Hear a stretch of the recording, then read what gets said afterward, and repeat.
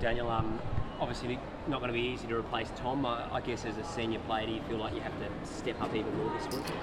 Yeah, 100%. Pretty couple of critical roles down back. They've got some good forwards in Franklin and Reid, and we're going to need someone to come in. I think Otto and Hardigan are both travelling, and we'll find out who's playing tonight. So, one of those guys is going to have to step up massively. We know how good Tommy was last year at intercepting the ball, and especially against a dangerous forward line this week, we're going to need one of those guys to step up for sure. He's almost unique today, the way he plays. It's going to be a tough one to replace. Yeah, he is. You're right. He, we lost Jake Lever, and then he come in and really, almost dominated the comp last year as that interceptor, and getting 25 plus most weeks. So we're certainly going to miss him. He's been sensational, and he's still in pretty good spirits. But we'll replace him for sure.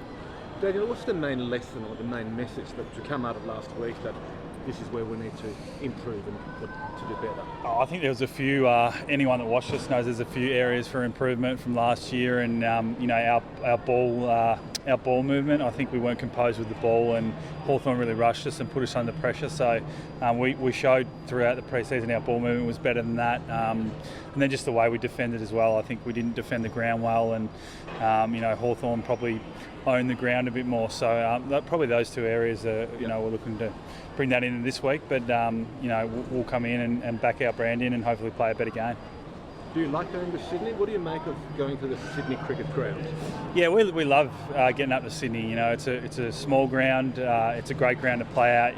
It's always a pretty fierce contest against Sydney, and they're a pretty one-on-one team, and we know that going in. So we love the battle. We love getting up there to the biggest city in Australia, I suppose, and it's good to get away and be as a group, and we love getting up there. So defeat, you go into the season all up and about, lose like that. Does it take the wind out of the sail? What's the feeling in the group?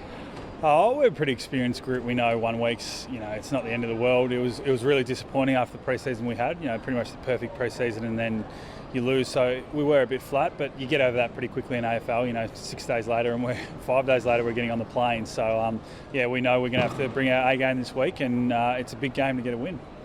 The women are playing in the grand final this weekend. What's your message to them?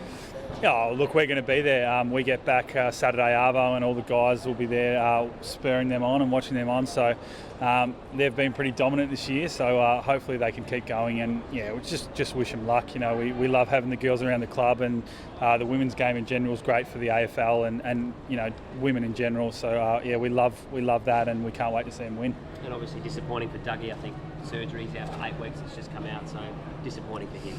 Yeah, I think it was the syndesmosis, and he went in for surgery yesterday, and as you said, 8 weeks. So he's a really experienced hand that we're going to miss out on the field. But Dougie's such a great bloke and great character around the club that I'm sure he will help out the leaders and guys and mentors and some other guys that will come into his position. Mole, Paholgi, Jordan Galucci, all these guys that Dougie does some work with. He'll be around the club helping those guys out. So we'll miss him, but he'll be around, and as I said, he'll help us out a lot.